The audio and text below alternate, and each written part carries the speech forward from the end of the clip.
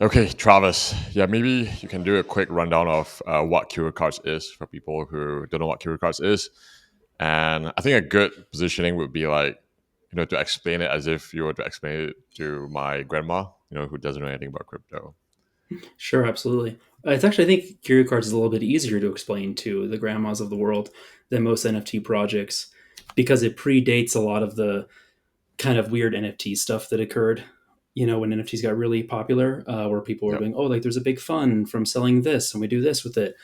It Yep. started off very simply where we wanted to find a way to get artists involved in the crypto ecosystem. I, at the time, was one of the organizers of the San Francisco Bitcoin Meetup group, and I was also helping out with the San Francisco Etheria Meetup group. And we wanted to get artists involved. We also wanted to demonstrate use case and for blockchain technology that was outside of just payments. And it kind of just made a lot of sense. There was a project called Rare Pepe before us, but Yep. that was kind of really it in the NFT world, and they were focused on one meme. But the idea of taking digital art, which isn't scarce, so you can't sell it, and a digital token, which is scarce, so you can sell it, and just merging those together so you can create scarce digital artwork and allow digital artists to also monetize and sell their artwork, just like a physical print artist could. Just made a lot of sense. And we've done art shows before in the past, etc. So let's take this online. So it was just a way for digital artists to sell their artwork online. And we didn't have anything really beyond that was the idea. And we tried a lot of fun experiments, and there were 7 different artists. And yeah, it was just a way that you could buy digital art. We called Right. them digital collectibles. The term NFT didn't even exist, which I think was Right. a good thing because NFT is a weird term. It's very confusing. Yeah. Yeah. Yeah. Yeah. I prefer the term digital collectibles too. I feel like We it called them represents what it is better. we Yeah. called them digital prints because we were doing like a prints based system where there are multiple copies. We were kind of more like doing like the Pokemon card, baseball card kind of situation. We Yeah. called them digital collectibles, and you would see the art, you'd purchase it, you'd have a copy of it, and you could interact with the artist. And it was just kind of a way of bringing artists into the fold.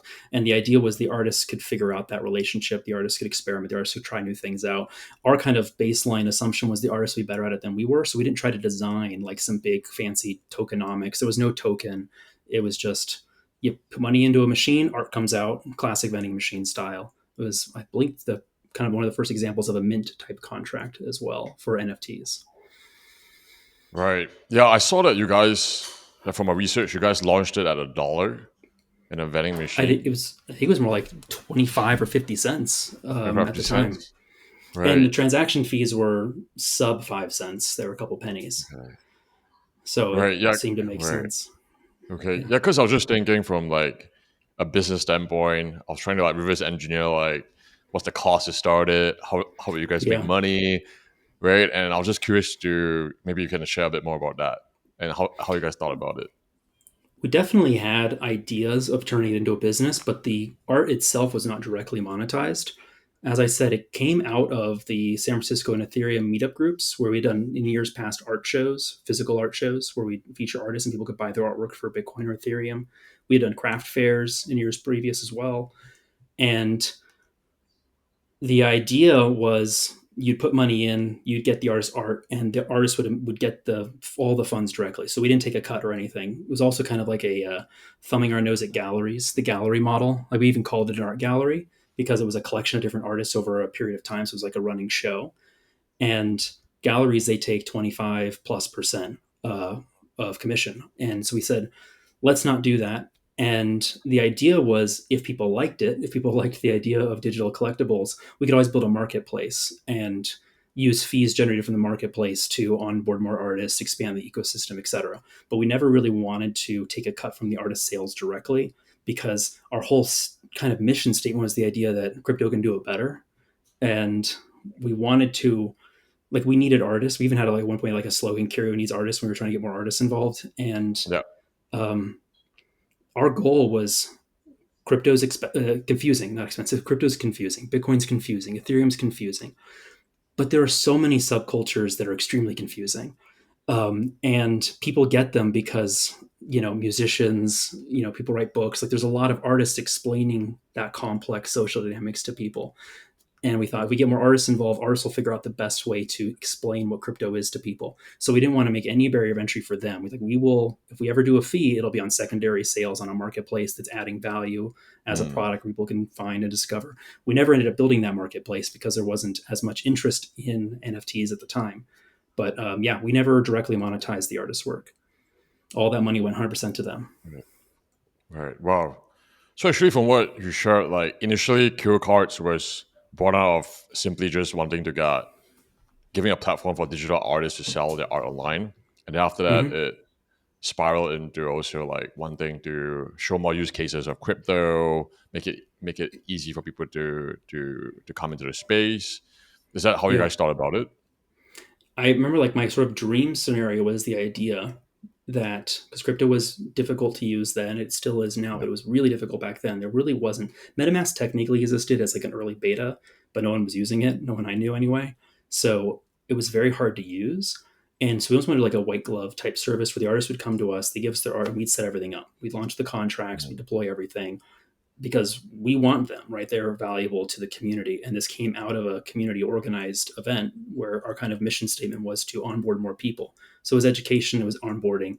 And I had this dream of somebody who had no direct exposure to the art world, he doesn't, live in New York, being able to go on the site, give us, show us their digital artwork. We set up set up the store for them and people can start buying and suddenly they have access to a worldwide marketplace. And I mean, that happened. A lot of the artists were people who had never been in galleries before, never been, presented before. They didn't live in New York. Um, and they ended up being Christie's, Sotheby's yep. sold artists Crazy. in the end. Yeah. So that dream of like getting someone who normally wouldn't have access to the art world because they did digital artwork and the art world doesn't really value digital artwork because it's not scarce or unique, and giving them a platform, a place where they wouldn't normally be able to sell, and say, hey, like not only is this a platform where you can sell, you can really only do this with crypto because, if I just set up a website with a server, no one would trust that I'm not just going to shut the server down. Yeah, I saw that. Okay, you guys have 30 cards, right? From my research, Mhm. you have 30 cards and 7 artists. Yeah, and think of a card, it's more like a Pokemon or a baseball card. So there's Yep. multiple copies of each one. So it's more like a Yep. series. So we have 30 Yep. series of cards. But yeah, 30 pieces of art, and then there's multiple copies of them. Yep. Yeah, and I was curious to know like why did you guys landed on like 30 cards? Like why not 31 or like 50 or like 5 cards? Right? Like why 30 cards? And why those amount of artists? We didn't have a planned cap when we started. We kind of started like, let's just start featuring artists and see where it goes. So we were doing, an artist would do 3 cards a week, except for on the 10, 20, and 30, that was 1 card. Um, and and also the first 10, they were released in pairs of 3, but the first 10 are also kind of a series when we were figuring things out. Um, but the point I want to get at is actually I wish we had done 31 because the next artist in line was XCOPY, who has Wow, no way. since become one of the most Yep. famous NFT artists there are. Okay. He was next in line, and um, shucks. Right, But wow. they've shared what the art was that they were planning on releasing on Curio Cards, and I believe I'm almost super sure of this that they've never released that art anywhere else. They've like tweeted it so you can see what it looks like, but they've never made an NFT of it. So and they talk about it as if it was like reserved for Curio, and because it didn't go through, then that's it. It's lost, which I think is kind of cool as well, ephemeral. Hmm. And we didn't So if stop it because I'm we sorry, didn't go ahead. like X Copy's art. We didn't stop because we didn't like X. We loved X Copy's art. It was just like we. It was felt like 30 is a nice round number. This isn't taking off the way we thought it would. We're just burning money. So we'll just call it there. So if X copy did it with you guys, that would be X copy's first art on chain. I Would that am be not his sure of first that. art on chain? It Okay. might be Yeah, it might because be. Curio Cards Yeah. is one of the earliest NFTs. They're It's always how you define NFT, right? But in the kind of classic way of defining NFT, where it's like a picture of art, it's the way people imagine it. Um, it's certainly the first on Ethereum. The card contracts are the first on Ethereum that have that sort of NFT art style. The first one to use IPFS hash so that the artwork is actually embedded in the token itself and not just some dead web link, but it's actually Yep. like this is a fingerprint of the art. As long as somebody has it, you can always verify it was original art, so it can't be taken down. We were definitely the first ones to do that in the contract. And then previous NFTs, they were like game tokens, things like that, or they weren't on Ethereum, like Rare Pepes and Spells of Genesis. They were on Bitcoin layer twos. So unless XCOPY had done like a Rare Pepe collaboration or something, that's a great question. Yeah, it's quite possible, but I don't know for sure. Hmm. How do you guys even meet XCOPY in like 2017? Was it because you guys were like so deep in the SF space and I never met XCOPY in person. What happened was, while the greater public may not have been super excited about collecting JPEGs at the time, artists really liked it. Like they got it. The artists we talked to, they understood because they knew the issue. They knew that they couldn't sell digital artwork in any kind of meaningful way. So they all liked it. So artists knew who we were, even if there weren't a lot of customers. And I mean, that's why we ended up having 7 artists. Like we had no shortage of artists once we got the word out. And what even happened was we actually kind of like planned like more like competitions, because before we were picking which artist to feature when, and we wanted to get away from as much of like our hand on the till as possible. So I believe XCOPY even was like a voting campaign. People who owned cards would like vote for who they wanted next, and as that round of production never ended up making it wow. to B cards. But yeah, XCOPY just submitted. I think they knew about us through the artist network, and they just showed up and submitted their art. We actually had a Google form for a while. Daniel Friedman, one of our artists, who a PhD academic guy, he submitted through the Google form. And I remember one time on an interview like this where he was also on the call, they asked how he found the form and why he did it, and his answer was he just likes filling out forms. So good thing he just likes filling out forms, because It's amazing. his art, Yeah. as I believe the Yeah. first like physical, because he hand drew and then would make a digital copy of it. And we had other artists that also had physical, but I think that his was actually no, maybe Marisol Vengus's was before, and then his might have been right after Marisol Vengus. But Marisol Vengus was kind of like a collage photos and art put on top of it. It still also existed physically. I actually have some of their physical work here. And then this here is Daniel's. I like Daniel's because he would just hand draw painstakingly, really tiny detail. And there was like the idea that there's no way to fake that. It was like proof of work. You could see the effort. This is all before AI art, obviously, but even today, it'd be very hard to recreate that with AI art because the lines don't blur together. They're perfect. Hmm. Do you guys have funding at the start? Because you mentioned a little bit just now that you guys were like maybe running out of funds. Maybe that's why you guys didn't get they have 31 cards. Do you guys get funding or raise money for this? Not directly. The Bitcoin meetup group and the Ethereum meetup group, they had like outreach funds. We had sponsorships, and some of that money went into the art show event that we had, because that was a event for the community. I don't think any of that money went directly into Curio Cards, which was sort of the digital launch of that. It was more that it wasn't really costing us much to do, because Rhett was on board, Tom was on board, like we all knew each other through the meetup group. We weren't taking a salary, not at the time. It was obviously we created a marketplace, it becomes something, but there were still just costs, website costs, things like that, business costs, and mostly just out of pocket.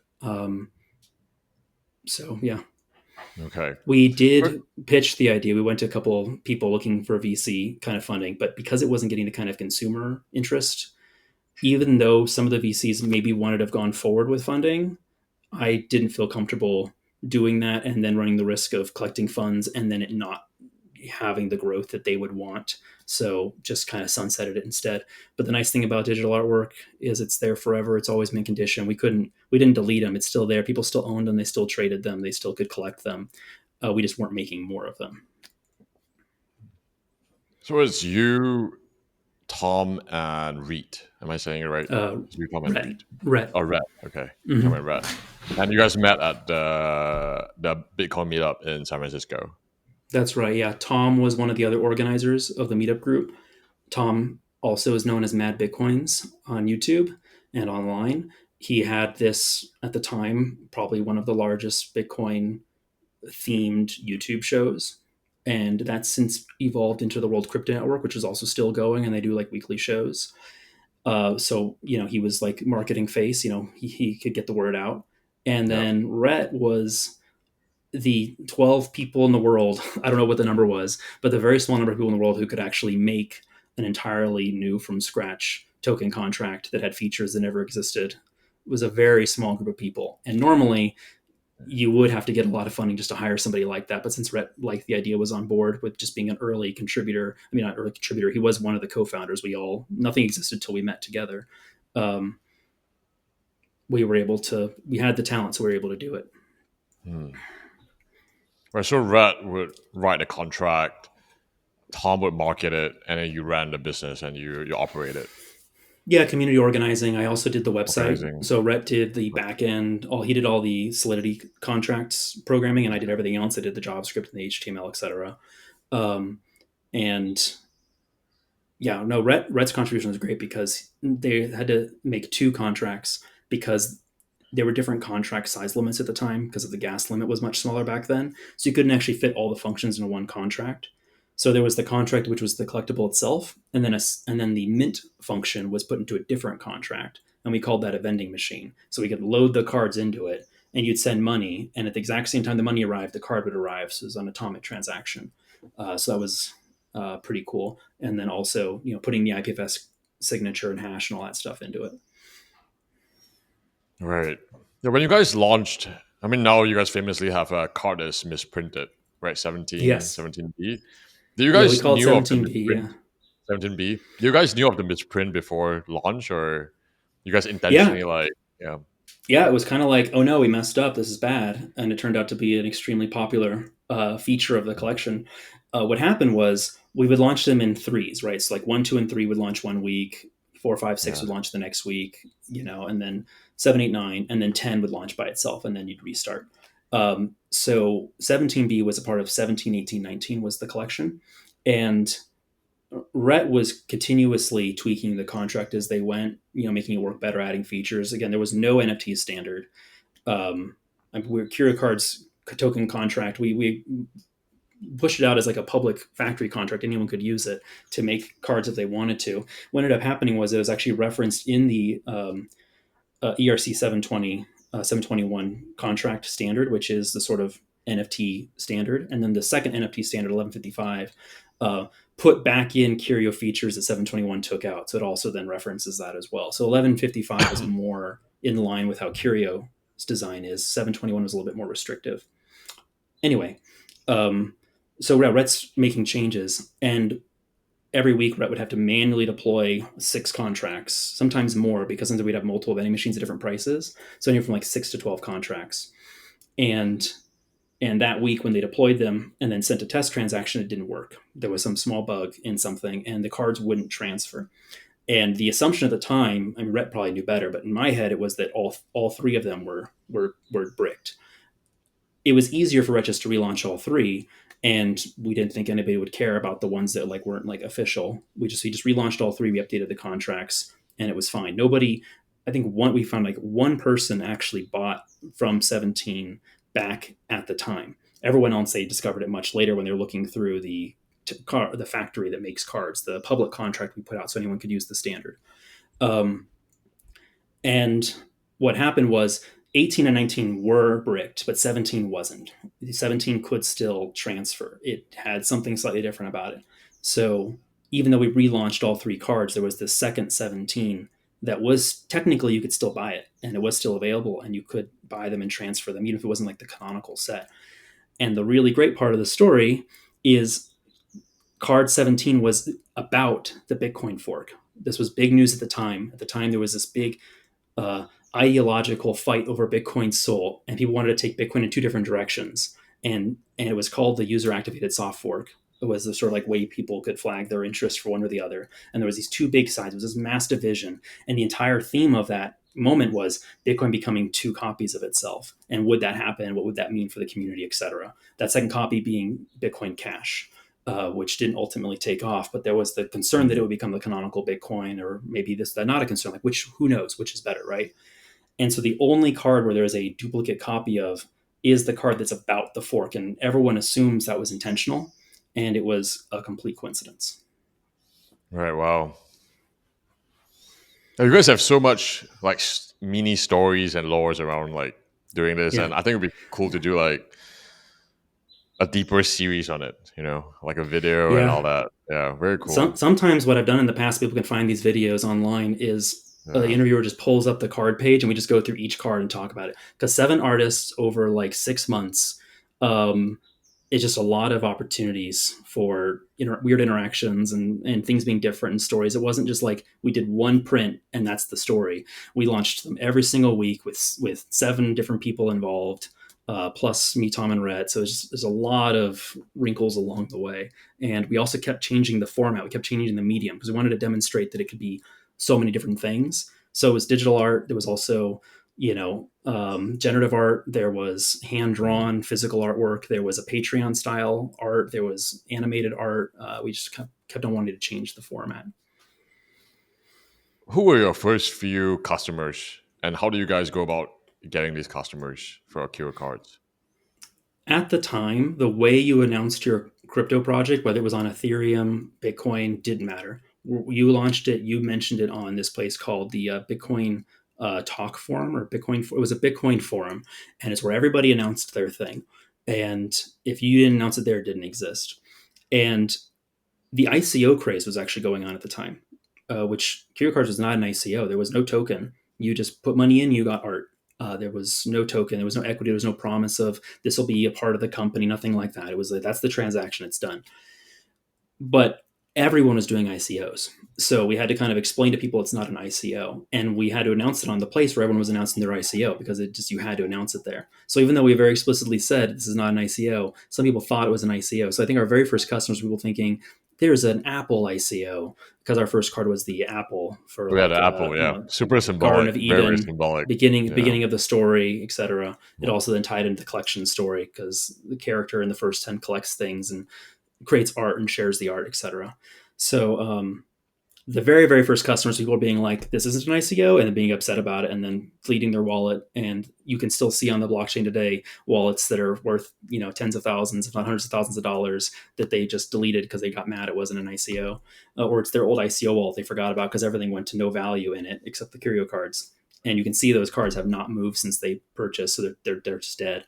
Um, our first intentional customer, we call him our first fan, was an individual named Moon, and Moon was also a very talented Solidity developer. So they just like immediately understood the novelty of it and how it was doing something really different. And Moon was like a huge fan, and they told their friend Robeck about it. And then Robeck became our first like community artist. It was the idea of an artist who found Curio Cards, liked Curio Cards, and then became a part of Curio Cards. So Robeck ended up becoming an artist later in the series, and they completely found the project through Moon, who was like our first true fan. And years later, when we had to relaunch for OpenSea, the card contract is so old that it's not compatible with any modern NFT standards. That's kind of a theme here. So you can't buy and sell it on OpenSea. So we had to do something called a wrapper contract, which is sort of like imagine taking a collectible card and putting it into a plastic sleeve. That plastic sleeve works with all the trading mechanisms, and you can always take it out. Like you have the NFT, but now it's compatible. And the person who made that wrapper contract was Moon. 4 years, 5 years Wow. later. Yeah. Okay. So a lot of your early customers were crypto native, a deep crypto native, mostly living on the forum that you Yeah, just shared. And they for would hear sure. about your project, and it seems like more out of like curiosity, like, hey, let's check this out, let's explore this, let's Yeah. test it out. It was And interesting those because it were like was your early different. users. Yeah, it was different. It was interesting because it was different, but it also meant people didn't really know what it was. And it also made it really hard for us to kind of our core goal was to try to reach people outside of the crypto world. And we thought, well, here, everyone knows what art is. Everyone knows what digital art is. Everyone knows what prints are and scarce art. This is great. Everyone will totally get it. Everyone will immediately understand what a digital collectible is. And nobody understood what a digital collectible was because of the same thing about how artists need to explain it to people. We didn't have Jimmy Fallon talking about NFTs at the time. So nobody got it. So we actually couldn't get outside of the crypto community as much. And when NFTs got really popular, that was the moment where people outside finally kind of started to understand what they were. And that was sort of always our hope and dream was here's a thing that you don't have to know what crypto is. You don't have to know what Bitcoin is. You don't have to know what the political ideology of sovereign individual. You don't have to know all of that crazy stuff. You can just like art, like artists, and come at it from a completely different ideological, philosophical angle. And that's what happened when NFTs blew up 5 years later. And that was our hope at the time, but we just didn't have the clout to break out of the crypto world. Yeah, it sounds like very early on, three of you guys already had that vision of what NFTs could be, It's sort and of it that sounds like issue. Yeah, it's the issue being really deep in something. You're like, oh, this makes so much sense. It's super obvious. I don't have to explain it that hard. And then realizing that, no, this is weird, man. I mean, just think about all the jokes people made about NFTs when they did get popular. People would still like make all the jokes about this is weird, man. But it didn't feel weird to us. We're yeah, like, oh, it sounds this like makes perfect sense. And that was our greatest failing. yeah, yeah, yeah. Yeah, because it sounds like when 2021 came along, I think you guys already knew this something like that would happen at this scale, and it wasn't that surprising for you guys. Yeah, and also like we had Rare Pepe as an example. When people kind of have the war of who was the first NFT discussion online, and it's a very complicated question, people always point out Rare Pepe's, and I mean Rare Pepe, and we were from day one pointing at it and saying we're like this. So we never claimed were influenced by them. They weren't on Ethereum, so we didn't use the code directly, but a lot of their mechanisms we were influenced by, and the Rare Pepe community was vibrant and flourishing and was not just crypto people. It was a lot of just like 4chan people. It was a lot of meme people. It was a lot of, frog people and Pepe people. So we thought, great, we're going to do what they're doing, but in a broader audience. But them tapping into that meme community, it let them reach that different audience. Whereas being kind of like a showcase of seven different art styles, seven different artists, 30 different art pieces, maybe wasn't targeted enough. I'm not sure. Hmm. Yeah, well, super interesting. I mean, some of the questions that I prepared because I saw some of your previous interviews. Yeah, I'm like really surprised, like just the way you guys thought about it and how you guys like go to market in this forum, get your Mhm. early users, and also how you Yeah, guys like split the roles within your team. You know, like yeah. Tom doing this, you doing this. I think like Yeah, the inspiration part people don't expect because people know what NFTs are now, or people that do know what NFTs are, they know this is a thing where you sell an NFT, you raise a bunch of money, you have a community around that. Like the CryptoPunk style, right, where everyone has yep, the yep. the mutant apes, and our goal wasn't to create an community around a style of art. It wasn't even necessarily our goal wasn't necessarily to make seven artists famous. Our goal was to make all the artists famous. Eventually, our goal was the meetup group outreach and education. The goal was like I want to reach more people. We host these meetup groups every month, and it's the same people, and it's all tech people, it's all crypto people, it's all Bitcoin bugs, it's all. And how great would it be if it was more normal people, uh, pardon the term, and we thought art was something that people can understand who don't understand what a hashing function is. They don't have to understand what Mhm. 21 million, why that number is special. They don't have to know who Satoshi is. It's kind of a clean slate entry point. Wow. Yeah, so in a way, like I think you guys saw art more as a way to onboard the masses to the Yeah, crypto and the space. artists.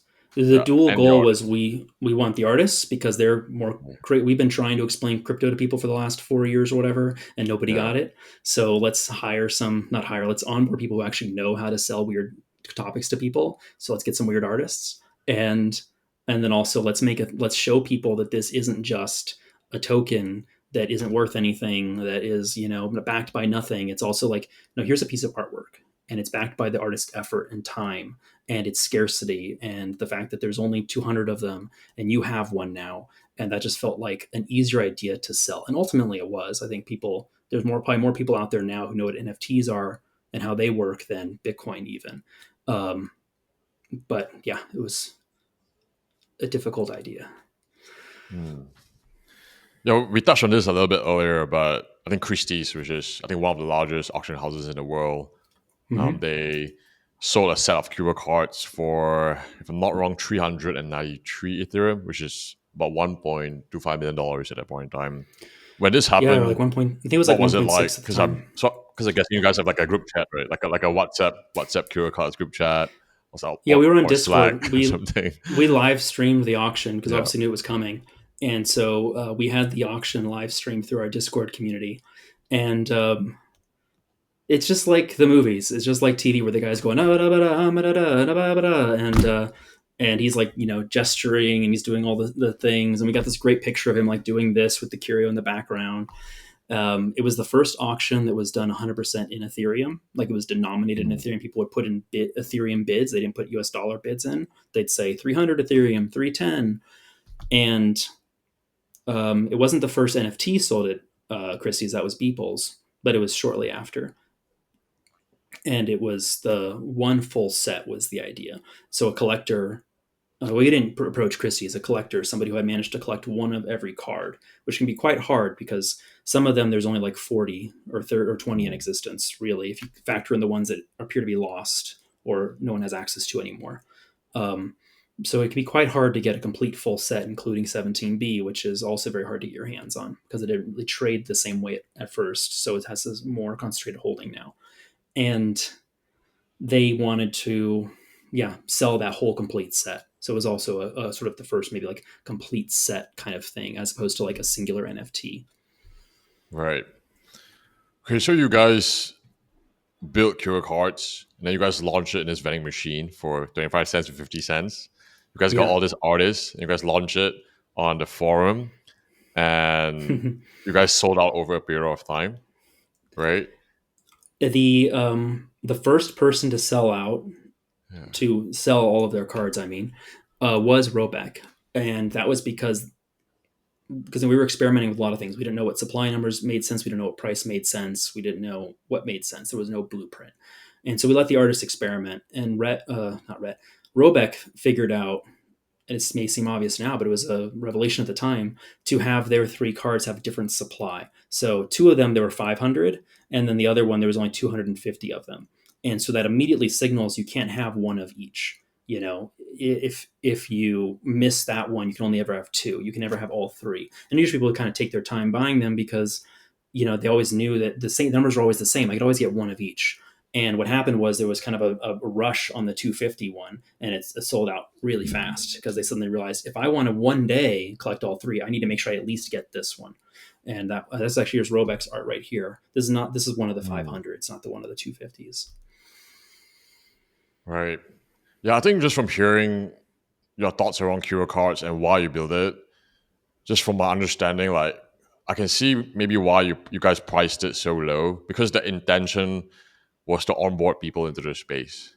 Mm-hmm. Yeah, We had a direct which is great, which is amazing. Yeah. we had a direct analogy. I had mentioned a couple of times that we had done art shows before. So what that was is we would have a gallery space that was also an event space, and you could also have they also had a bar. They had drinks that we partner with, and we would have artists who did art about crypto. So instead of it being art on crypto, like on the network, it was art about crypto, and we had like 5 to 8 artists the different times we did it.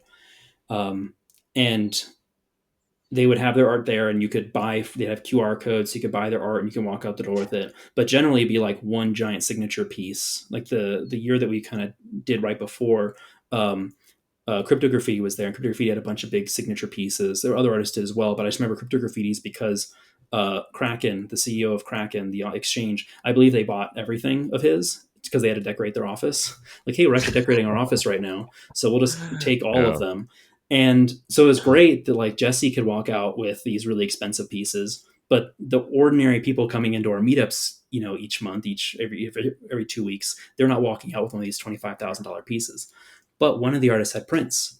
They had made a whole bunch of their piece, and they were selling them for like $5 a piece or something like that. And everyone walked out the door with one of those. So it was like that is what we want to do. We don't want to have the one giant, Right. only one person can have it. There's a huge run up, there's a huge auction. We want the one where 100 people can have it, and they can all feel in the same community. They can trade their cards and be like, you got the Pikachu, I also got the Pikachu. Like, we wanted that community, we wanted it accessible, and by selling a lot of them for a low price, it could still add up to enough money to make it worth the artist's time. Yeah. Right. Okay, so you guys sold out the collection, and then after that, I'm guessing. As I'm just trying to imagine, like if I was Yeah. like a bug on the wall and like I could see three of you guys talking. Like, I'm guessing you guys would be discussing like, okay, what are the constraints to grow? Like, what's the main thing to focus on? So I was Yeah. curious to know, So like what were you guys thinking of post post launch? So I'll clarify. Yeah. Rhett's, sorry, I keep saying Rhett. Robeck's cards sold out. Nobody Yeah. else's cards sold out at the time. Okay. Yeah. And Robeck kind of did it with the supply trick. And I think the artists after did supply tricks like that too. And they started selling out as well. But none of the ones earlier for sure Okay. sold out. Got it. And there were actually Got it. quite a lot more of them because originally it was like, here's 2,000 of them. And then like later artists were like, here's 100 of them, or the way Daniel Friedman did theirs, it was 111, 222, 333. So it's just like, numbers. He likes numbers. His PhD's in like complexity research. Um, and so when they Very started playing with interesting. supply, yeah, I know. Oh, you can Yeah. see it's very complex work. Super I love that niche. we have a Yeah. PhD. We Yeah. have a PhD on the chain on chain. Yeah. Anyway, so once people started messing with supply and kind of experiment, the artists started experimenting with that. Then they started selling out more. But the earlier works didn't really sell out because there just weren't 2,000 customers. Some people would take like 50 at a time, but they just kind of like, okay, I'm good. Um, so our issue was we just had all of these leftover cards sitting around. And so we figured this is not really getting outside of an equal. We looked at the chain, it was kind of the same people buying them all the time. Maybe a new person would show up Mhm. every now and then because they knew the artist, which is also was the hope. The artist could bring their own kind of community. But I think their community didn't really understand what this stuff was either. Um, that was bad at the time because it was one of the decisions that led us to decide not to keep doing it because there just wasn't the groundswell of interest Okay. from buyers. The artists wanted to sell, they got money, they loved it, Yeah. but there wasn't as many customers, and they could just sell their art in traditional ways if they did physical objects as well. Not the digital artists obviously couldn't do that. Though we had some pure digital artists also. That ended up being a good thing though, and 5 years later the project was rediscovered. It wasn't just like one person owning all the cards selling them at outrageous prices. Anyone could go and just interact with the vending machine and pull them out. And kind of a neat thing happened where the first person who found it didn't just buy them all and hoard them. They released guides showing people how to do it. They only bought a couple of Mhm. them. So we actually had a really good distribution of cards in that early kind of Okay. feeding frenzy, as it were. A lot of people were able to get some of them. So it led to a Mm. nice, good Okay. dispersed holder Right. base. Okay, so you guys launched Curio, and there were a lot of supply left over. It didn't sell out. Then you guys Mhm. decide to sunset the project for a while, and then 4 5 years later, someone discovered it, and then it became this like super culturally relevant project. And then you get people Yeah. like Gary Vee or Kalish buying up all these cards, and then Yeah. I sharing think it to on the audience, and OpenSea, then it onboards a lot of people.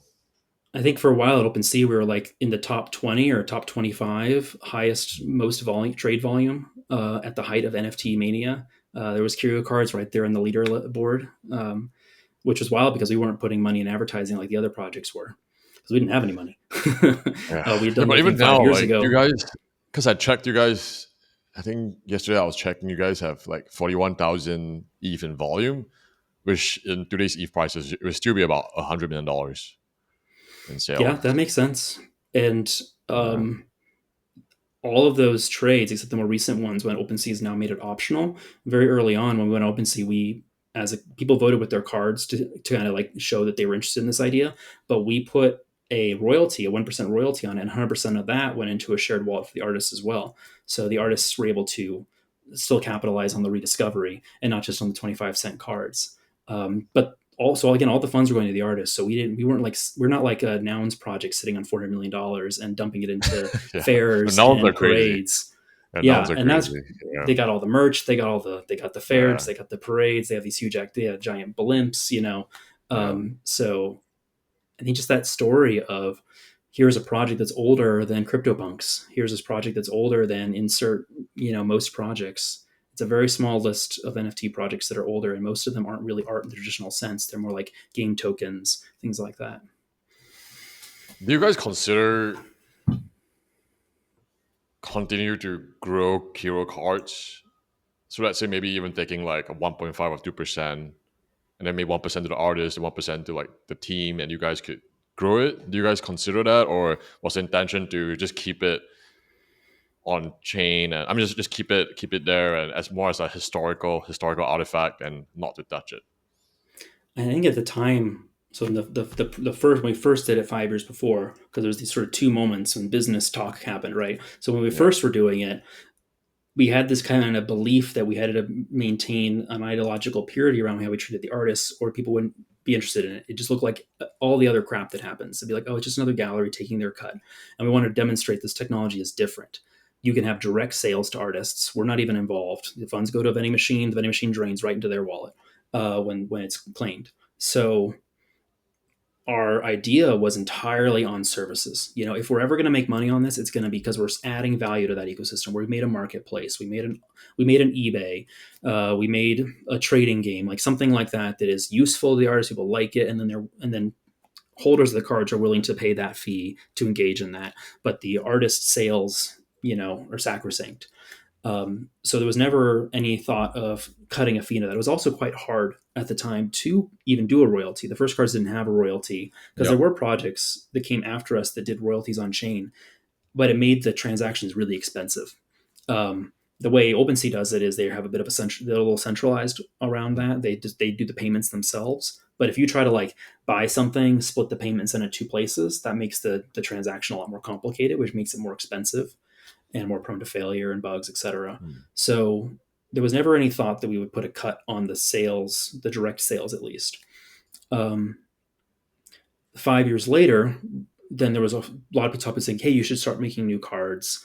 There was no reason to create a marketplace at the time because OpenSea existed, and we're not looking to compete with OpenSea. Um, the issue with creating new cards was it always seemed like, and it definitely was, the thing about Curio Cards that was interesting was the age. It was the fact that these were rare historical Yeah. artifacts. These were ancient, Yeah. the Dead Sea Scrolls of NFTs. So anything new wouldn't be that. It could still carry on the ethos of Curio Cards, which is the idea of letting artists sell their artwork. But there were a lot of projects doing that. Foundation, Maker's Place, or there were a lot of places where an artist could show up, know nothing about crypto, upload their artwork, type all the information out, and they were good to go. Those marketplaces existed. And in terms of promoting the artists themselves and their new work, they were all selling their work on those new platforms as well. So Curio Cards could just keep saying, well, if you're interested in Robeck World's art, here's their foundation store. So there wasn't really any value add there other than, if we were just trying to like make a money grab, and that would just make people not like the project. So that would then take away from the artist's royalty. So there was Yep. no upside that could be seen. Um, Okay. the Right. artists could Wow. the artists could still make artwork all day long and sell wherever they wanted. There was no Yeah. issue there, and they certainly did, and that's some of their best work. Um, and we link to it and we promote it. But Curio Cards had served its purpose. It had created this message in a bottle, and Right. its interesting thing was almost the purity of that. Yep. Yep. Hmm. Yeah. Super interesting. Just the way that you guys thought about it. It's very And we like were I'll say old it's a school mixture crypto of people, right? like Like a lot contributing to like the a, whole space. Very mhm. pure, which is great. Well, Which is great. Which is amazing. because a Yeah. lot of the NFT people, the ones that were like the much bigger, flashier projects, they were Yeah. like, I'm a marketing bro or a marketing person, and Yeah. NFTs I see as a really great opportunity. I'm going to jump in on that, and I'm going to like make it really big. I'm going Yeah. to popularize it, which was great for us. Like that's great, Yeah. but they're coming at it as here's an opportunity for a business. And our approach is always we like the chain, we like the cards, we like crypto stuff, we like open source software, and how can we promote that? How we can support artists? So that moment wasn't really for us. That moment was for the people turning it into a Right. business. Right. Yeah. I think from my experience, like whenever I meet people who create something like that, like from this seed, I find that they usually not by intention build the biggest business, which is very interesting. Yeah, That's what I feel like with you guys, like with Cure Cards. Like, yeah, I mean, yeah, there's that great thing of it's like cool to see. Yeah, the overnight success story, right? All the overnight success yeah, stories are like 5 years of hard work, and then overnight you yeah, become successful. yeah, Um, yeah, you don't necessarily always set out to achieve the type of success you get. yeah, Um, there's also I've learned there's no such thing as a perfect origin story. Like what we tried to do and what it became were different, and so you just kind of go along for the ride and try things. right. Okay, apart from you were saying earlier that you wish that you guys had like 31 artists and got XCOPY on. Was there Yes, for anything sure. else you would have done differently with Cure Cards It it's funny if you because could redo it again, like knowing what you're doing now? Yeah, if you had asked me before Curio Cards was rediscovered, I had this kind of anxiety around the fact that there were all these cards sitting in vending machines, empty, not empty, they're full of cards.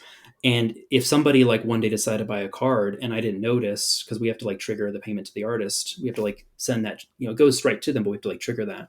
Um, it kind of felt like a liability to have these cards just sitting around. And like, what if we forget about the project? People buy them. They're like, what is this? And then like, if we're making a weird thing for the artist, like, oh, I like this artist because the artist got popular in a different medium and now they know what they're getting. And the artist's like, oh, I don't do that one anymore, etc. So I would have loved to be able to empty out the vending machines and just like properly sunset it.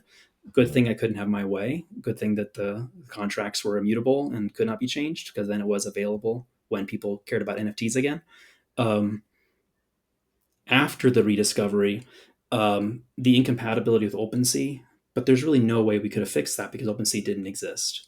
Um, if we had maybe published the Curio Cards standard in like the official Ethereum token standard world, but we didn't really connect it to that world. We were just trying to solve a problem. But if we had maybe taken the Curio Card contract and turned it into an EIP and made it an ERC, then that might have been the contract that OpenSea used, in which case we never would have had the compatibility issue. Um, yeah, my mind's going to technical things. I can't really think of business issues. Mhm. Um, yeah, I Yeah, think but mostly, those like technical things is hard to know at that point in time yeah. because OpenSea didn't exist. So And we got pretty lucky. Like I say, like the kind of the big issue that people have with NFTs when they do fail is when it's a URL to a website that goes down. That's like the horror story of an NFT. People spend $10,000 or whatever, and then their NFT stops working. And we, from day one, were like, that's not going to work. Let's use IPFS. And the yeah, IPFS was picked because I saw the guy who created IPFS give a talk about it like a month before. So I was like, let's use that. It was like brand new, and if I hadn't gone well, to that talk, I don't know if Rhett yeah, or Tom would have thought of it either. So we got really lucky there. We got really lucky that the vending machines were still accessible. We got really lucky that there were no bugs, because we were trying our best at the time. But a lot of the kind of modern ways security things happen were discovered later. Like at the time, nobody knew that contracts could be hacked in these certain special ways. But because Rhett kept it simple because it was forced to, there wasn't like a bug where you can steal all of somebody's cards or something. So we definitely had a lot of technical victories as well. Um, yeah, so there's no such thing well, as a perfect origin story. There's always yeah, something. I also probably would have said I wish 17B didn't exist before people started mm, caring about it. And then once they started right, caring about it, I'm like, okay, it's the stamp with the okay. upside down plane. We That's fine. So- There's actually, and it was also kind of a really fun opportunity for the artist. So 17, the artist of 17 was CryptoPop, and they're like a cartoonist artist and extremely prolific. They make a lot of art. So when 17B started taking off, we're like, how can we bring 17B into the fold in a way that's fun and interesting, and not just being like, sure, why not, we'll throw it in. How can we like bring it into the fold? And I don't know where the idea came from. It actually might have just, no, 100% no, CryptoPop, 100% their idea. Um, I asked, could you make a version of the artwork that was like had like a B in it or whatever, right, just at 17B? And they came back to me with something that had 21 differences that were hard to spot. I believe it was 21, maybe it was 17. And so it looks exactly the same. People may not even realize that. They're like, oh yeah, it just has a B in the top corner, which is one of the differences. But there's lots of little tiny differences hidden through it. I think it's 21. I think it's the famous Bitcoin number. So it gave them an opportunity to kind of like riff on their original card too. So again, also right. worked out in the end, even though I hated it when it was discovered. I'm like, oh, complexity. Um, this is messy now. And it turned out to be super fun. Hmm. Yeah, it's super cool to see like you talk about how you guys did the product development for this and working with the artists because you and your co-founders all seem super technical and you guys are doing a product that is very it's more art, right? It's very Yeah. yeah, it's art. It's It's more like, very yeah, very it's yeah marketing. It's the kind of marketing. marketing Yeah, it's very hustle. interesting to It's see you guys like we didn't have a navigate that. connection to the art world. I'm not like, Yeah, oh yeah, I right. also was running a gallery, and Yeah. uh, the artists brought the idea was the artists would bring that, and we were just trying to enable them. We were Yeah, community yeah, yeah. You guys were organizers. like more of Yeah, a enabler for the artists. in a Yeah. lot of ways, we were the wrong people Okay. for it, but someone had to try. Yeah. Do you guys have to do taxes for Curio cards? Well, since we never made any money, Yeah. So I was thinking now like as you guys have to do individual like like accounting or cardholders. taxes, no? Yeah, because it didn't really become anything. It was direct sales No. to the artists. I'm sure they To the had tax artists. things. And like, Okay. we would buy some cards and we could sell them Yeah. later, but that's just regular token stuff. Yeah. I wasn't a huge holder because I was convinced I'm trying to get other people to buy it, right? I'd be like, Yeah. please Yeah. buy this. And if I bought them all up, then no one could buy it. So Yeah. it's more, I think the taxes kind of became if you bought a token and then it goes up in value and you sell it, it's capital gains. But the business Mm, side of it, I mean, I think okay. we definitely had a business entity for like legal protection, but also if we ended up making the marketplace and needed like salaries and stuff. And but since that never developed and so there was no revenue, Right. yeah, taxes are based on revenue. So Yeah. Yeah. the trick to no taxes is don't make any money. The main money. Wow. Yeah, crazy. Yeah, because like when I was preparing for this, I was just trying to imagine myself. Let's say if I was like a bug on the wall, and or I was part of the core team and building this with you guys. Like, what would I be thinking of with you and the challenges, the constraints, the problems we're trying to solve?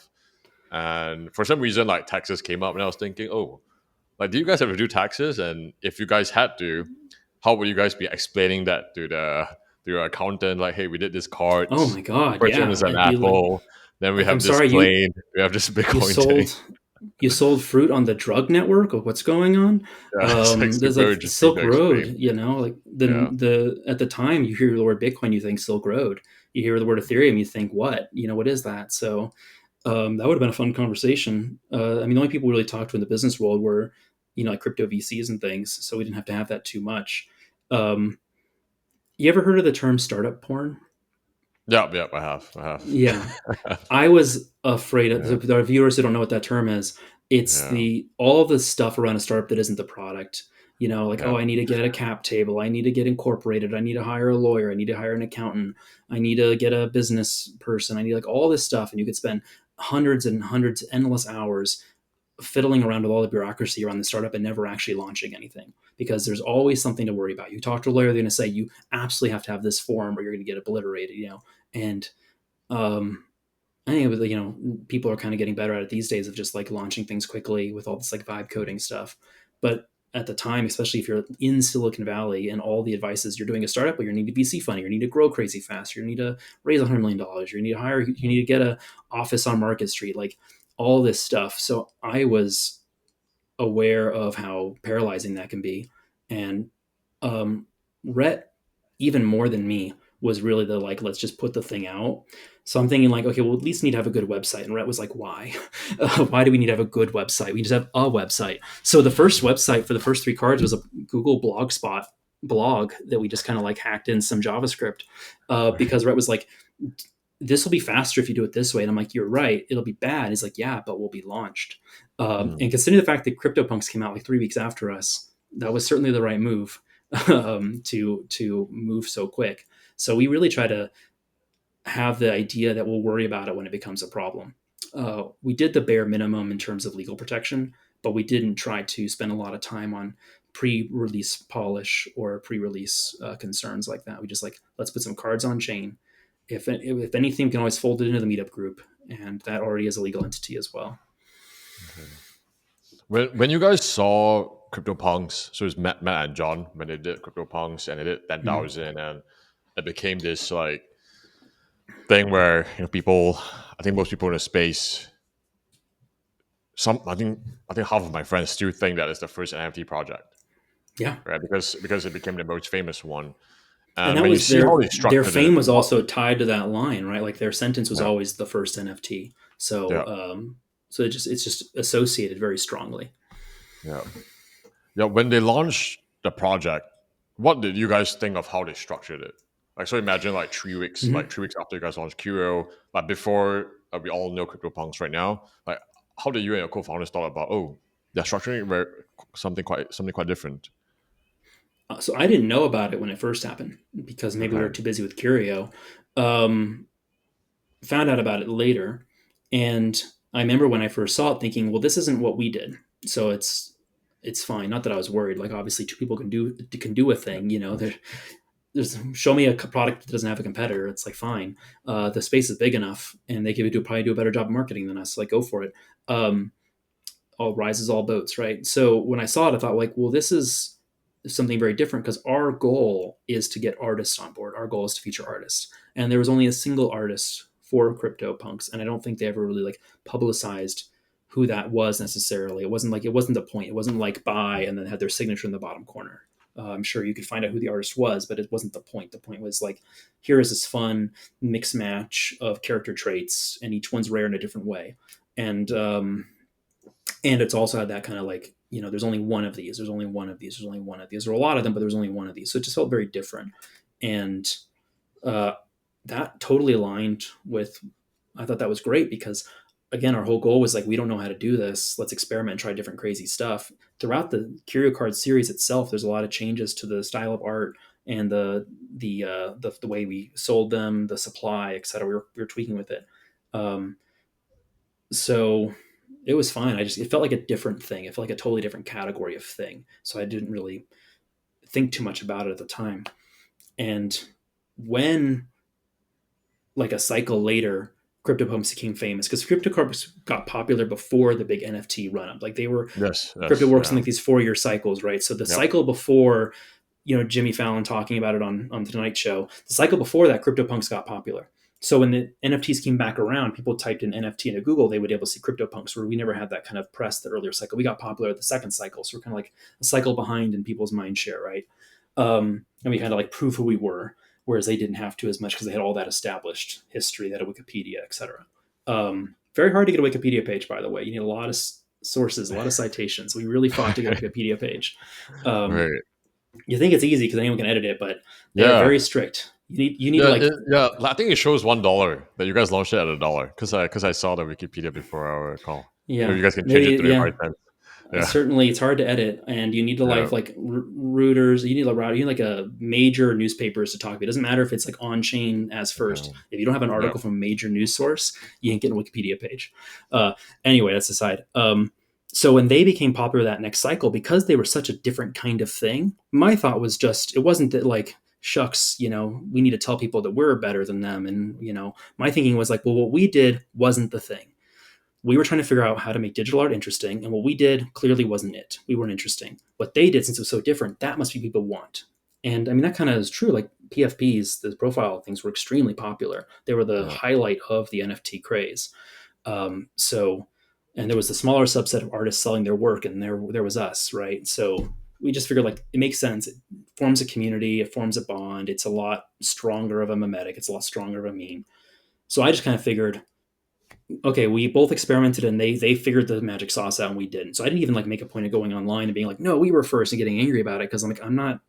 If they did it, Yeah. they did it. Great. And it was only when other people discovered it and started like messaging me and were like, "Are you first?" I'm like, "Well, I guess technically, but I'm not like looking to crap on this amazing product that sold NFT to the world." So I have no animosity towards them. I think that they used the marketing line, like they were first for their type of NFT. It's also something to keep in mind too. Like people say, oh, they used the first claim incorrectly. The idea of there being a one of one of for 10,000 with traits, we were not that. So they were Mm. first for the type of NFT that they were. What were your thoughts about having 10,000 as a supply? Because after that, like almost every project has this 10,000 thing, Yeah, they just right? kind of picked And the number why? arbitrarily, and because they were Yeah, successful, everyone thought that number mean, and it could be maybe it's a good size, right? Like they're about like 5,000 Curio holders, like yeah, 5,000 people on Curio. yeah, So 10,000, if you're a slightly more popular project, that kind of it constrains it while still giving it room to grow. yeah, Um, there's a project called Etheria, which is an NFT yep. project from Etheria, 2015, and we're like land, right? 2017. Selling land. Yeah.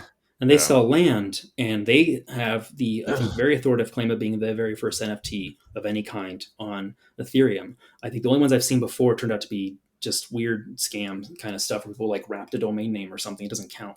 They were definitely like the first digital collectible. They were a piece of land as opposed to a piece of art, but like they had that claim. And their supply is extremely limited. There's like 400 of them or whatever, and only like mm, a third of that actually trade. And that is the main reason people don't know who they are, because there's not 5,000 people talking about it online saying how great it is and how much they love it and collecting it and trading it. That limited supply limits their fan base. So it could just be 10,000 worked pretty well. Think about Curio Cards, there's actually like 30,000 of them. And we didn't plan on that cap originally. It's just sort of the number that developed over time. but I think like probably half of those are lost. So we kind of actually maybe accidentally hit pretty close to the 10,000 number as well. I think Right. we're definitely more. Maybe it's like 20 or 22. It's on our docs page as the Yep. exact number of like awake cards because people could do analytics. Mm. I actually didn't quite get it at the time when it came out. Full fairness, it's not even like, oh, he's a sage, he knew it all, he got it. I saw them, I didn't quite get it because I thought, well, the point of NFTs is to feature artists. I don't know who the artist is, so I'm not interested. There was a moment there where they were giving them away for free, and I knew about it at the time, and I said, no thanks. I didn't. I did click a button, you get one, and you don't have Yeah. to do anything else. And I didn't even have the interest to click the button.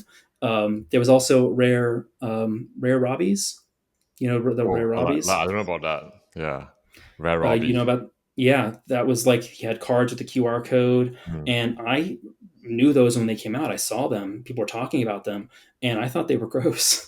I was like, this weirds me out. I don't want to like, in my mind. Also, I had these two ideas of NFTs. One idea was it's about the artist, and the rare Yep. Robbies. CryptoPunks didn't hit that requirement. Rare Robbies did. It's like, here's an artist submitting their unique, interesting work. It's algorithm. It's bizarre. It's strange. But this other idea, the NFTs are about like you had like your public collection. Like you would like curate a collection. People could see like this is who you are. Like this represents your tastes and interests because you can just go to my address and see the cards that I own, the NFTs that I own. And rare Robbies were not my aesthetic, so I didn't go for it. Now they're like the most expensive, rarest historical NFTs there are. So you never know. Right. I mean, now NFTs are definitely relatively more mainstream than when you first created Curio Cards, but still, like most of the world have no idea what it is, and if they know of the term, they usually associate it with, like just copy and paste, like it's a scam. So, from Mhm. your point of view, like, what do you think it's what do you think is the biggest constraint from, let's say, where NFTs is to the point where it's like people just buying stuff on the internet? Because there was a point in time where people were even scared to put their credit card details online, right? Like, Yeah. what's the gap to the point where like people are just seeing this as a everyday norm type of thing? I mean, obviously there's always a technical challenge. There's always a user interface challenge, right? But that's becoming easier and easier with like, layer twos and things like that. You can have a pretty quick, easy, safe experience. Yeah, Or you could just go to, an NFT marketplace like OpenSea and pay with your credit card. You don't have to like put your wallet address in. So that's not too much of an issue anymore. I really feel like it's macroeconomics. So it's luxury. It's a luxury good.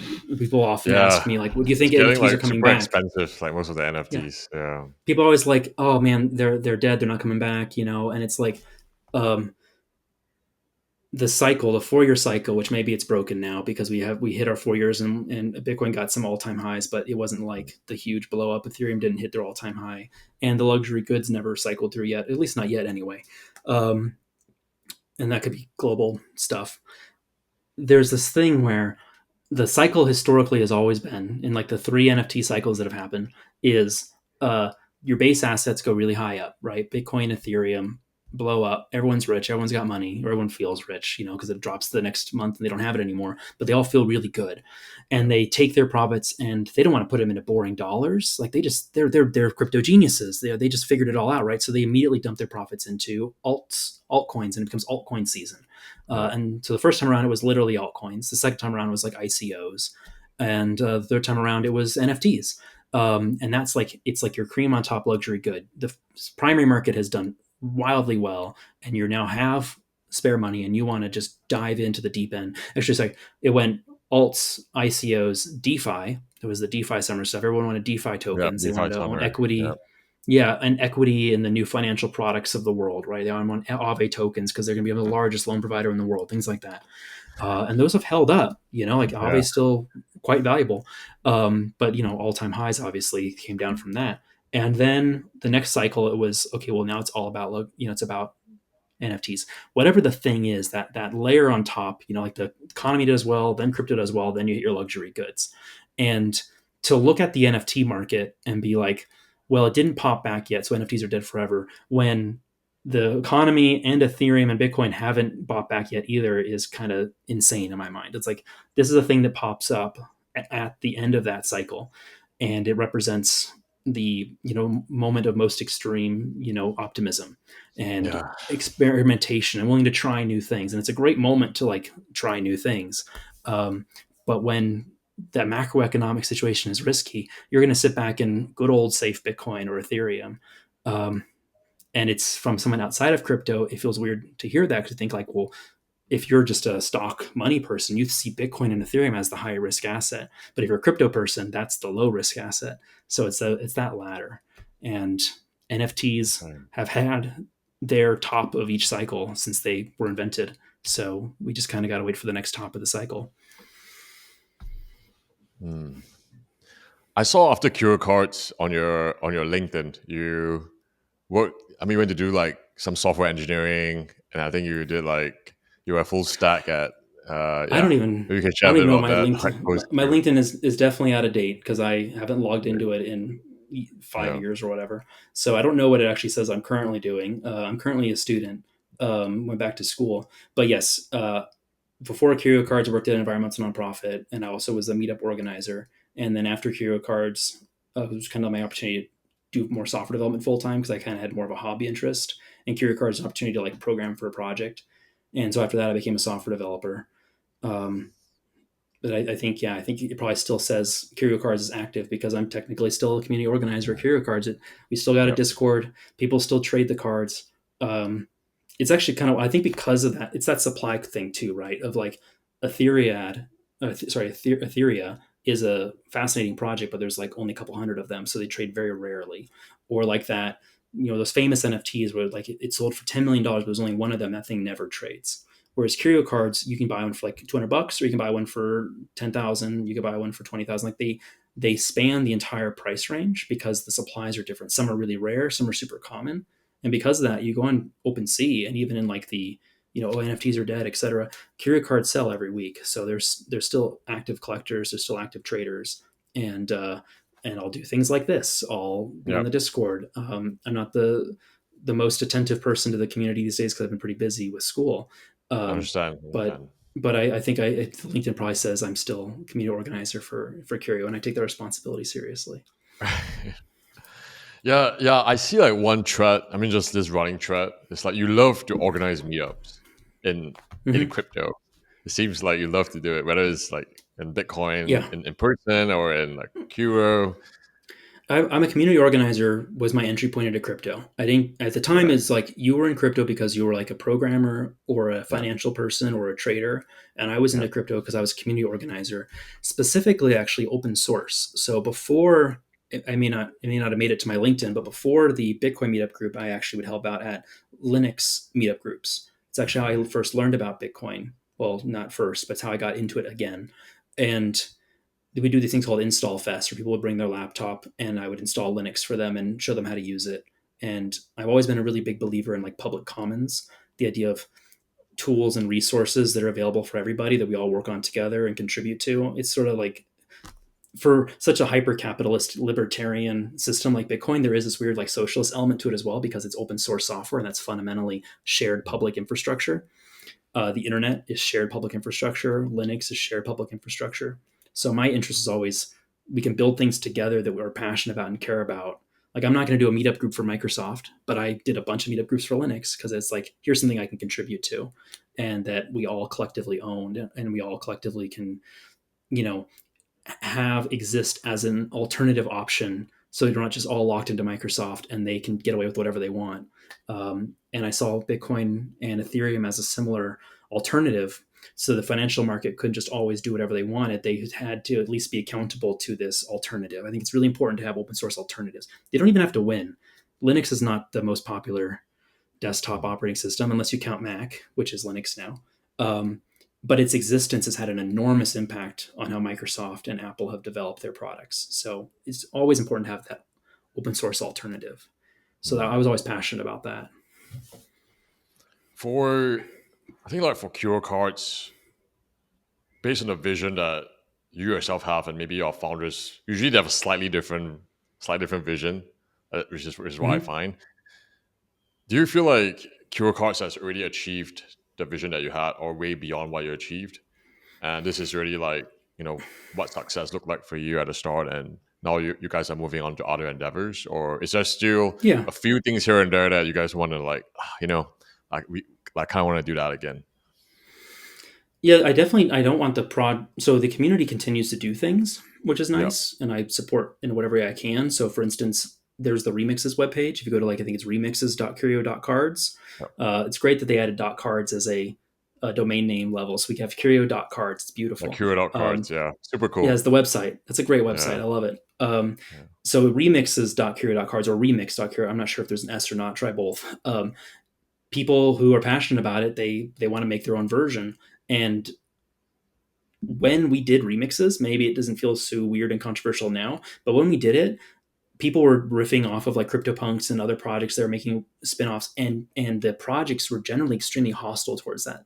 They were always like, no, they felt like it was like a Bitcoin Cash kind of thing, which a lot of Bitcoin core people thought Bitcoin Cash was like an ideological attack, right? Because they're saying that you're us, but we're not us, we're us, and you're not us. So it was like that kind of, it felt like an attack on the soul of who they were. Um, and so the CryptoPunks was very yeah, upset at people doing copies of it, for a while there. yeah, So we thought, well, we don't care because our whole point is the artists and supporting artists. And I asked all the artists, and they thought it was dope. They were all half of them are parody artists. Like half of them, their artwork is literal parody of other people's art, and like Coca-Cola logos and things like that. World War B here, which is Philippe's art book, it's kind of covered by this plant, is all like World War II propaganda parody. CryptoPunks, everything they do is like financial system parody. So they all loved it. And so we thought, well, let's do the wild thing and actually like embrace people riffing on the Curio artwork. So we supported that by creating the remixes page where we would like feature the best remixes, and artists, Curio artists like Marisol did the most of it, would actually go out and find artists they liked and said, hey, do you want to recreate my cards? Like, you have my explicit permission, and we'll feature it, and we'll feature your collection, and people learn about who you are, and then they buy your other art and not just your remix Curio art. So it felt like a really great way of expanding that. So that was something we did, year, after the rediscovery. There was the Snow Globes project. A 3D artist made all of the cards as 3D objects and put them inside snow globes you could like rotate around and look at. And yeah. so we had someone make a contract where you could take snow globes and combine them together and like put the two things in one snow globe, and you could break them apart. And we launched that out of the community, entirely community funded. Um, there's a merch store which is just community run. Like I definitely want to see people keep doing things with it. And the latest thing was Nifty Island, which is a game. Yeah, It's I a saw that. NFT Yeah, you game. can use the like Curo, So and like you can go in and use as a character. Right? I saw that. and Yeah, it very uses the cool. 3D model from the Snow Globe project. They Wow. obviously had to rig it and make changes, and it's been improved, to work as a Mhm. game asset. But the little Curio raccoon you can run around as in the game is the same Curio that's inside the Snow Globe if you buy the Curio raccoon Snow Globe. And the way we did the Snow Globe too is you had to have a Curio card. If you owned a Curio card, you got a Snow Globe for free. So it's just sort of like a community thing of like, here's a Snow Globe. So I'm pro people continue to riff on it as long as it's not card 31, card 32. I don't think that's a good Mhm. idea because that kind of just takes away from the purity of the collection. I know it feels weird to say it that way, but whatever. You get what I mean. Yeah, But yeah. people doing things within the ecosystem, more power Okay, to them. Awesome, go for it. Um, okay. in terms of, there was the other part of your question, I guess, like what we would have done differently at the time, or No, I was just asking, like, is there any like based on the vision you have for Curo, oh, did and we feel it that got nothing there? actually like is there Yes, anything that is I still definitely missing? feel like we got there at the time when it first happened and the cards were laying in the vending machine unsold. I feel like we didn't get there. I feel like we left the artists down. We like told this to be a great idea. Uh, I mean, the first cards were 2,000. We thought people would love it. My idea of success was we'd sell out 2,000 cards and then we release another 2,000 of the same one. Like we actually had the first 3 or 6 cards, or I don't know how many. There were actually 100,000 of them that were made, and the idea was you had 1 week to buy them, and at the end of the week, whatever didn't sell, we would burn, which kind of created this weird inverse supply thing of the popular cards, there were more of them, and the less popular cards were rarer, which was the idea that kind of like maybe balance the price too. It was kind of Wow, like a fun thing we would try. that's super interesting. Um, the card Yeah, people really like, there's a ton of them, and the card people don't like, there's not that many. So it's kind of yeah, like, hey, maybe they'll be the same price. It was just like a funny experiment that we thought was funny, but people hated because they want their rare cards to be rare. They want the yeah. cards they love to be valuable. Anyway, we would load the vending machine with 2,000 at a time. And because the first 2,000 didn't sell out, we never got around to loading the rest of them, which is why they kind of cap out at 2,000. I think one of them has a few more because there was like there was an extra vending machine or something. So we ended up burning, 98,000 cards per card series. We burned like, 600,000 cards that nobody bought. So, no, we thought it'd be way more popular than it was. It wasn't until the rediscovery when we started getting that large community base of passionate, engaged people that it finally felt like a success. Hmm. Yeah, I think this is okay. I see, the intention behind building it. Like it's super cool to hear you say it, and yeah, I'm definitely a fan of the project. I've also bought some full disclosure.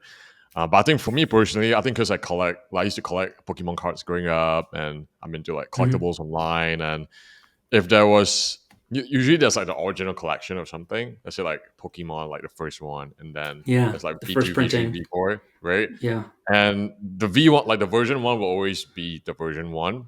But I do yeah, think like the version two and three gives the opportunity to expand the totally. ecosystem a lot more. And I You think that know, if we had kept it yeah, up in a regular cadence of some kind, then it would have made a lot yeah, of sense. Because it'd always be like, well, the original collection's special, and I can be a part of yeah. that collection in a later series. You just stop it at Um, 30, and then you can have like a new and then do slate of another something set. else and do something Totally. completely I'm not. different. I wasn't against the idea. There was even a Yeah, community project, or somebody even tried doing, like, I think they called it Curio Second or something.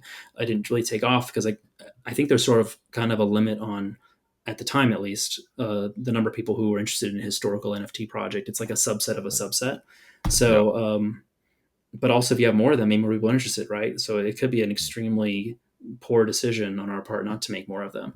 I think it was just the level of gap, the fact that it sat for like 5 years. If it had been yeah. like a It's thing where quite long. every year we Yeah, release a new one, rain or shine, success or no success. If we only ever released the second run when they were at their height of their popularity, it just felt like if we did it now, maybe it'd actually be okay. yeah. But I think if you guys obviously did it now, I do think there'll be a lot it's of demand for I it. don't think we need to because the artists sell. You can just go if you Yeah, want another Robeck piece. He releases pieces all the time. yeah, Just go buy their yeah, new artwork. yeah. Robeck even has their own NFT store now that they created, which is really cool, called Sealed Art. They will seal as their logo, and so there's like I feel like other people are doing it. But yeah, I think it's the timing was maybe the only I issue. understand. I'm not against the idea. I mean, I Mm, always tell people to go buy the new works from the artists. yeah. It just wasn't. We weren't in the business of creating Wizards of the Coast, millions of prints of cards. We were in the business supporting the artists, and mission accomplished. Understand. Yeah, but very cool. Like I love I love the purest mission driven like thought that you guys had around this. Yeah, I mean, It which I also think makes a was the seed simple. to even get you guys to the point of building something like that. It also kind of Yeah, makes a simpler story, right? Like if you want to collect a yeah, holistic, complete idea of a collection, there's obviously having one of all 31 cards because there's 17B, but also like 1 through 10 are a completely encapsulated story and art style, and they were all created by Philippe. So you can just buy 1 through 10, or you can get the three sets. You could just have like each of Robex or something like that, or each of Cryptographitis. So there's a lot of opportunities for to kind of like to own a completeness of it and feel like I've got the whole thing, and there's something satisfying about that as a collector. right.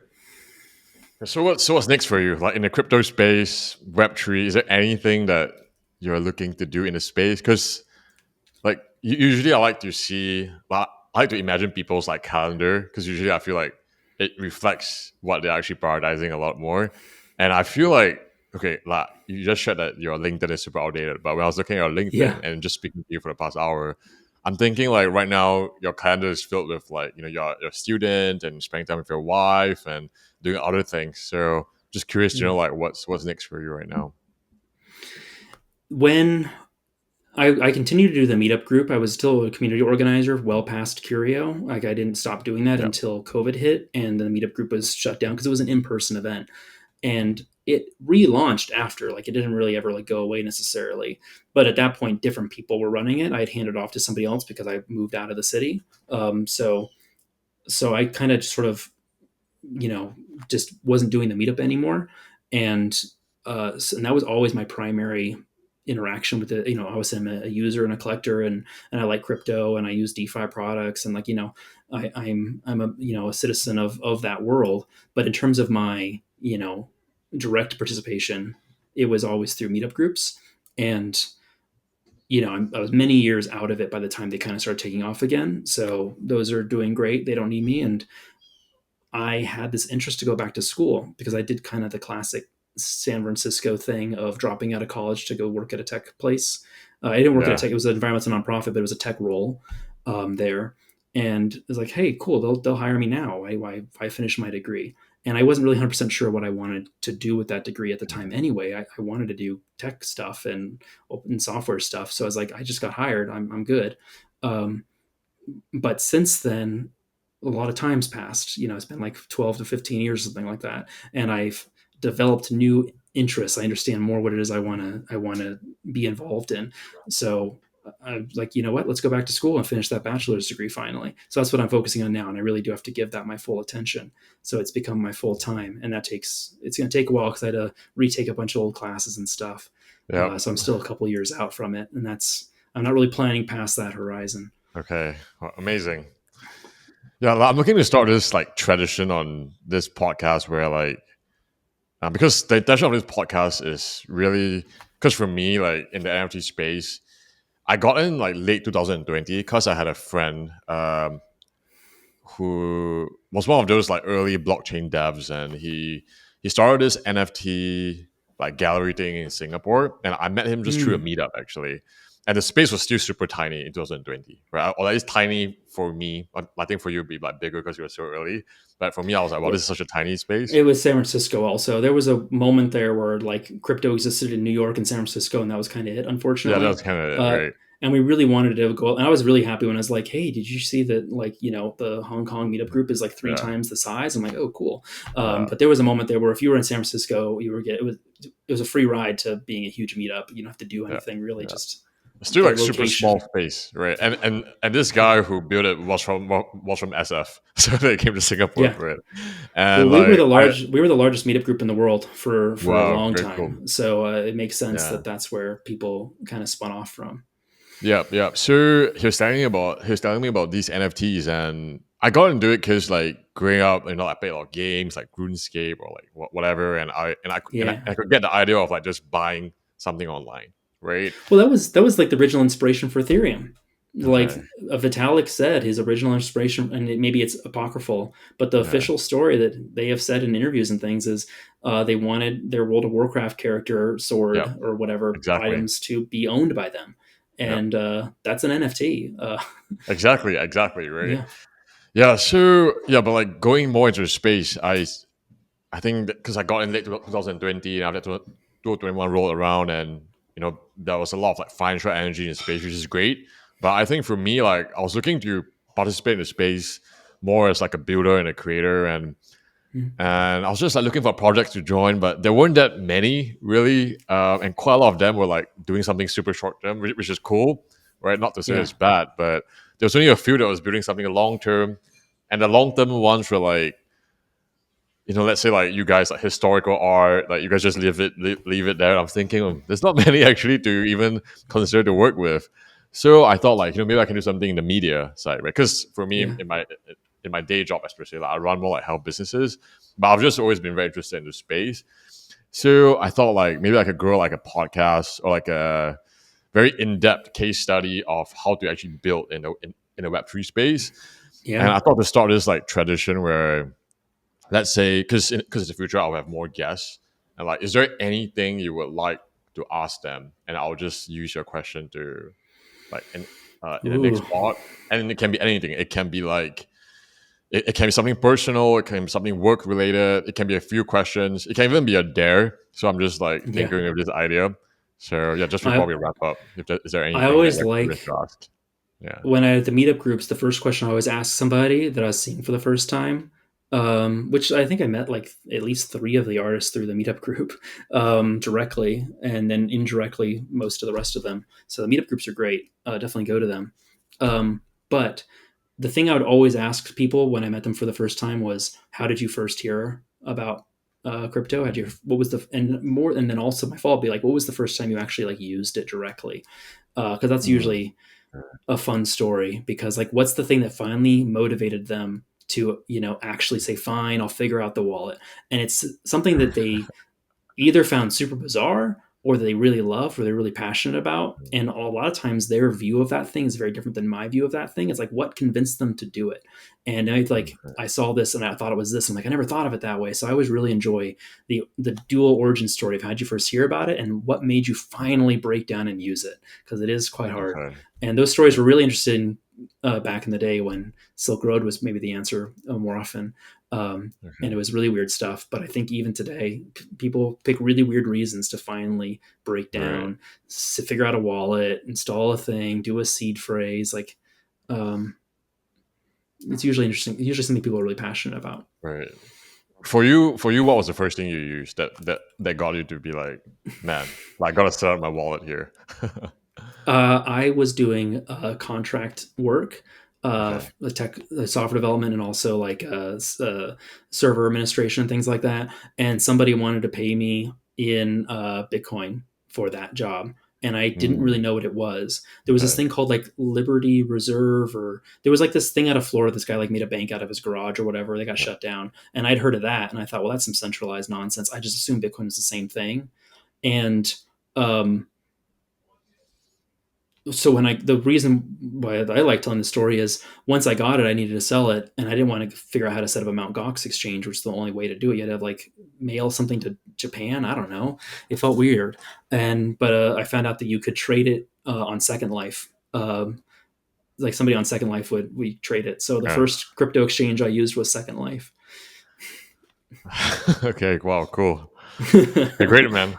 Yeah. Thanks so much for your time. Really, really appreciate it. I learned a lot, and just like, I think apart from what you said, just the way you said it and like the energy around it, like, you feel like, wow, like, just when you guys built Curio was with a lot of intention to like contribute to the space, which is great. Which is great to Yeah, see, like, things from a founder. Yeah. things don't happen on accident, even if it looks accidental. Usually there's a lot more intention than Yeah. people realize. So it's always great to encourage others to jump in and try something Yeah. themselves. Okay. Yeah, if people want to find you, I guess LinkedIn is probably not the place. So if people want No. to find you, like, Um, where can they reach you? I Twitter is really the only social Twitter. media that Okay. I'm on any regular amount. My handle there is Travis for Mayor. That's Okay. FOR Mayor. I'm not running for mayor. There was a cat named Travis that was running for mayor, and I wanted to get the handle before they did. Okay. So I Travis had to swoop that Walker. cat. It was like a cat in like Alaska running for mayor, and my friend said, "Hey, there's this cat named Travis running for mayor," and I'm like, Yeah. "I got to get the handle before they did." So Right. that's now my handle. Okay. Wow. Great. Great story to end off.